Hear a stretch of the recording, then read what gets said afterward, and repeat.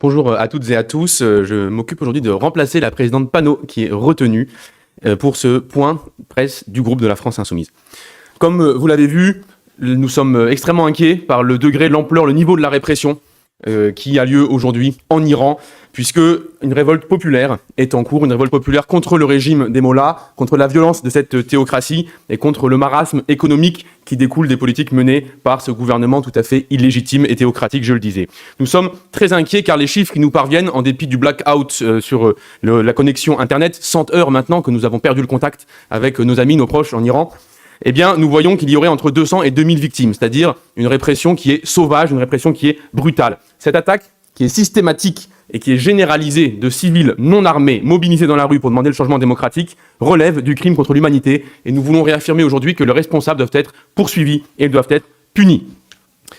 Cette répression ne doit évidemment en aucun cas être accentuée par les menaces d'ingérence, notamment des États-Unis d'Amérique, puisque, on le voit récemment, les interventions de M. Trump sont des interventions systématiquement à caractère impérialiste, sans aucune espèce d'intérêt ou d'attention qui pourrait être accordée aux revendications démocratiques des peuples. Vous l'avez vu évidemment dans le cas vénézuélien, puisque la série de bombardements suivie du kidnapping du chef d'État du Venezuela a été exclusivement justifiée par le souhait de reprendre le contrôle de l'appareil productif pétrolier vénézuélien au profit des multinationales nord-américaines. Je rappelle qu'avant la nationalisation du pétrole au Venezuela, années 70, 12% du revenu national vénézuélien partait dans les poches d'actionnaires nord-américains. Aujourd'hui, c'est moins de 1%. Voilà le seul sens de l'intervention de M. Trump, reprendre la main et faire les poches d'un pays tout entier. Puisque, en roue libre, M. Trump s'est déclaré président du Venezuela en exercice, menace le Groenland et les terres rares qu'elle abrite, a menacé la Colombie d'une opération illégale avec enlèvement de son président de la République et menace désormais Cuba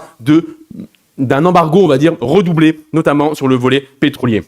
Malheureusement, dans le même temps, les bagages accompagnés de Washington persistent dans leur campagne de massacre de masse. Je pense bien sûr à Gaza, puisque nous assistons au 3e mois depuis le cessez-le-feu et plus de 440 morts palestiniens. Cela porte le bilan à 70 000 victimes de l'armée et des troupes israéliennes. Le peuple palestinien est menacé de disparition en silence, avec les assassinats de masse, évidemment, de sa population et la censure et l'assassinat des journalistes qui voudraient en parler. Le péril n'est pas restreint dans le Proche-Orient à la question palestinienne, puisque le Liban est désormais également et à nouveau frappé par l'armée israélienne qui a tué une personne au moment même où le Liban a respecté tous les termes des accords qu'il pouvait avoir avec Israël. Trump et Netanyahou ne sont que deux brutes tyranniques qui ne respectent aucune des règles, aucun des protocoles, aucun des accords communs qui permettent au monde de fonctionner, c'est-à-dire le droit international.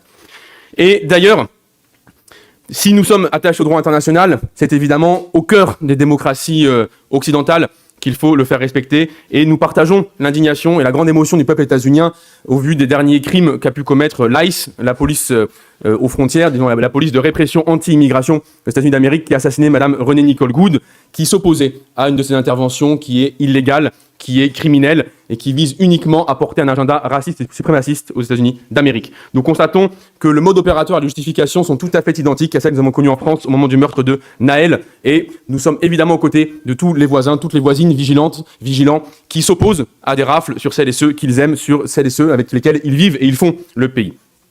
L'unité d'un pays, d'ailleurs, est la tâche centrale de son gouvernement. Et M. Macron, aujourd'hui, n'est évidemment à la hauteur d'aucun des défis qui sont ceux de la France au XXIe siècle. C'est pourquoi nous avons déposé une motion de censure, non pas seulement contre un gouvernement, mais avant tout contre un boulet qui tire la France vers les abysses. Parce que c'est ça aujourd'hui le sens concret du macronisme en France. Nous avons un gouvernement qui se comporte en laquais de M. Trump, qui ne protège ni la souveraineté nationale, ni la souveraineté alimentaire, en témoigne le Mercosur, qui ne s'oppose ni en parole ni en acte à aucun des tyrans du monde entier et qui laisse brutaliser et détruire l'ordre international. Bref, comme le disait la Boétie, vous le savez, les tyrans ne sont grands que parce que nous sommes à genoux et nous ne comptons pas rester bien longtemps à genoux. Pour discuter de ces différents sujets plus en détail, je vais donner la parole d'abord à notre camarade Manon Meunier pour un point sur le Mercosur, une des justifications de la motion de censure. Merci. Bonjour à toutes et tous. Depuis 2017, M. Emmanuel Macron n'a absolument rien fait pour s'opposer au traité de libre-échange entre l'Union européenne et le Mercosur. Il n'a absolument rien fait. D'ailleurs, au début, il se disait que ce traité de libre-échange correspondait parfaitement aux attentes environnementales et sanitaires de la France. Encore il y a quelques semaines, il se disait plutôt positif vis-à-vis de ce traité de libre-échange mortifère. Et de fait, il a bien attendu le dernier moment pour sortir une position contre de la France une fois qu'il avait bien posé tous les pavés pour être sûr que tout puisse passer. C'est pour cela que nous déposons aujourd'hui cette motion de censure contre ce gouvernement. C'est un message fort parce que nous ne pouvons pas laisser passer de traité de libre-échange entre l'Union européenne et le Mercosur qui prévoit de laisser importer sur le sol européen 99 000 tonnes de viande bovine supplémentaire avec un modèle d'élevage. Je le rappelle, en France, nous avons un modèle d'élevage bovin familial qui n'est pas du tout concurrentiel avec les fermes aux 50 000 bœufs aux hormones du Brésil. Et nous ne voulons pas qu'il le devienne. Nous avons besoin d'un système protectionniste et c'est ce que nous dénonçons depuis des années avec la France insoumise et nous avons fait passer plusieurs propositions de résolution en ce sens à l'Assemblée nationale qui s'est toujours opposée à l'unanimité à ce traité de libre-échange. Donc maintenant, le gouvernement doit être responsable devant ses actes et c'est pour cela que nous déposons cette motion de censure parce que le poids de la France est considérable au niveau de l'Union européenne et nous avons encore les moyens de bloquer, bien sûr au niveau du Parlement européen. Nous saisissons la Cour de justice de l'Union européenne pour montrer que ce traité n'est absolument pas conforme avec les attentes de l'Union européenne, mais aussi au niveau français parce que la contribution de la France au sein de l'Union européenne est considérable et que la France doit jouer de son poids pour s'opposer immédiatement à ce traité de libre-échange mortifère. Bien sûr, les mobilisations agricoles continuent dans tout le pays. Elles s'amplifient. Nous voulons dénoncer ici le deux poids, deux mesures qui est réalisé par le gouvernement et en particulier la répression particulièrement violente contre les syndicats contre tous les syndicats qui en réalité ne révèlent pas de la FNSEA avec qui Madame Genevard est actuellement avec Arnaud Rousseau, le président en cogestion. Tous les autres syndicats ont subi des mouvements de répression et notamment, je voudrais dénoncer ici l'arrestation particulièrement brutale des deux porte-paroles nationaux de la Confédération paysanne qui se sont fait plaquer au sol pour dénoncer notamment l'abattage total des troupeaux. Ces mobilisations continuent partout. Nous avons proposé un protocole alternatif depuis maintenant 7 mois avec une vaccination élargie et un abattage partiel et nous attendons des réponses. Et en ce sens, nous menons actuellement une mission qui servira d'enquête pour démasquer la gestion absolument scandaleuse du gouvernement sur cette crise sanitaire. Je vous remercie. Toujours à propos de catastrophe, on va parler du budget avec nos camarades Mathilde Feld. Merci, bonjour à tous. Nous allons donc entamer en fin d'après-midi les débats en seconde lecture du projet de loi de finances amendé par le Sénat presque 3 mois, jour pour jour après son dépôt tardif à l'Assemblée, je le rappelle. Sans surprise, le Sénat n'a repris aucune des recettes que nous avions gagnées en première lecture et qui nous avaient permis de trouver 40 milliards supplémentaires en imposant uniquement les très grandes fortunes et en taxant les très grandes entreprises. Les sénateurs ont plutôt conforté et amplifié les cadeaux aux plus riches tout en aggravant le déficit de plus de 6 milliards d'euros. L'examen du texte en commission des finances, qui s'est achevé donc samedi en début d'après-midi, après 28 heures de débat, a été marqué par de très nets reculs en termes de justice sociale et de lutte contre le dérèglement climatique, qui contrastent avec les votes encourageants de la première lecture. La Commission a ainsi carrément supprimé la contribution exceptionnelle sur les bénéfices des grandes entreprises, ce qui prive le budget de 6 à 8 milliards de recettes.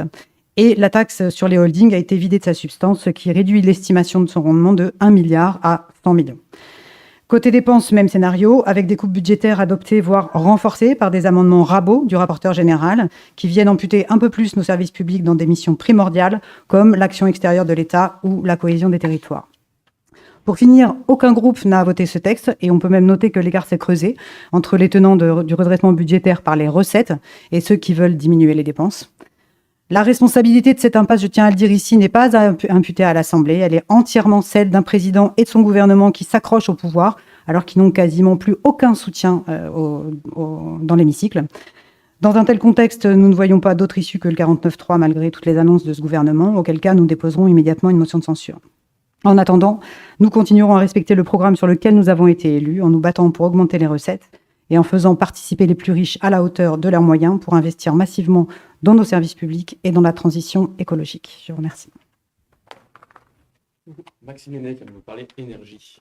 Oui, bonjour à toutes et tous. On va parler prix d'électricité. D'abord, vous dire qu'on est particulièrement affligé par l'incompétence et l'irresponsabilité des ministres qui se succèdent au ministère de l'économie et qui s'occupent très souvent de l'énergie. Il y a un article de la Tribune qui a été publié ce week-end et qui est revenu en détail sur quelque chose que moi-même, j'ai pas réussi à prouver dans 2 rapports parlementaires. C'est l'implication de Bruno Le Maire, d'Agnès Pannier-Runacher et même de Monsieur Lescure dans le fait que est entré en vigueur à partir du 1er janvier de cette année le fameux VNU qui pourrait vouloir dire vraiment nul, mais qui veut dire versement nucléaire universel.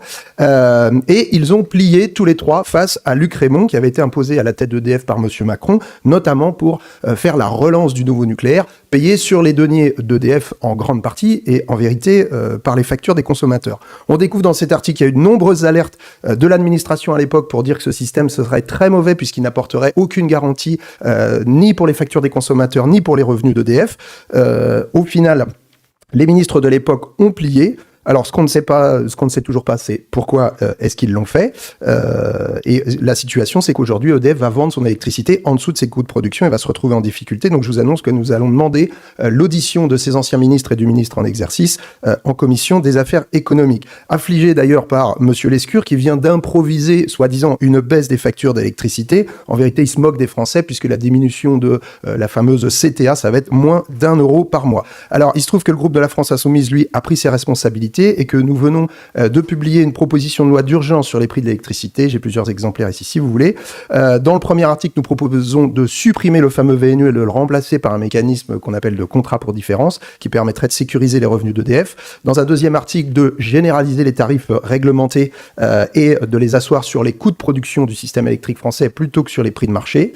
Ensuite, de réduire la TVA à 5,5% à la fois sur l'abonnement et sur la consommation pour l'ensemble des familles, et de diminuer une autre taxe qui s'appelle l'ACCIS pour les PME, les TPE et les ETI, et enfin d'interdire les coupures. Ce serait, en fait, c'est un peu la seule manière en urgence de pouvoir faire à la fois baisser les factures, d'assurer de la stabilité, et c'est un enjeu à la fois de lutte contre la précarité énergétique pour les foyers et de décarbonation de notre économie. Je vous remercie.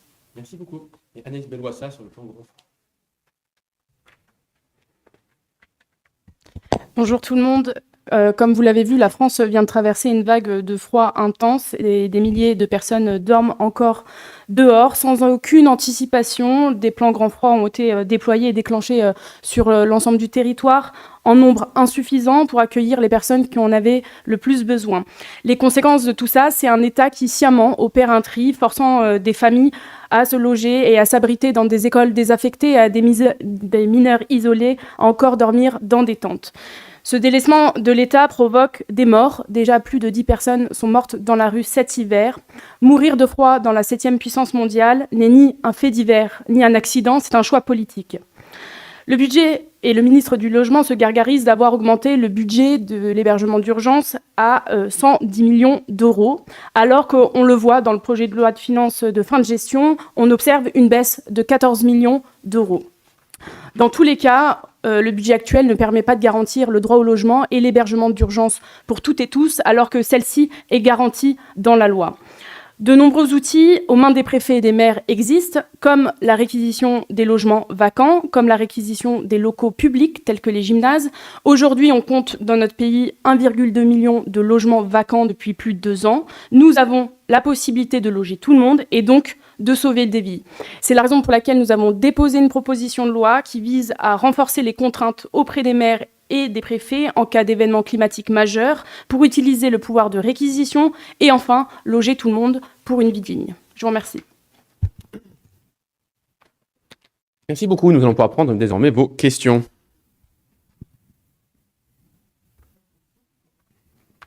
Après, on sait qu'on est limpide, mais allez-y quand même.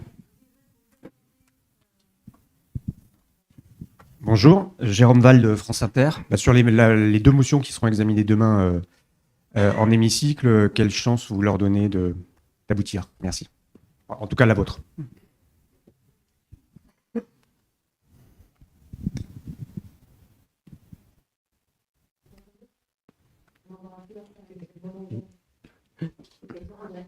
Vous êtes sûr, hein, c'est des regrets, après on ne prend pas.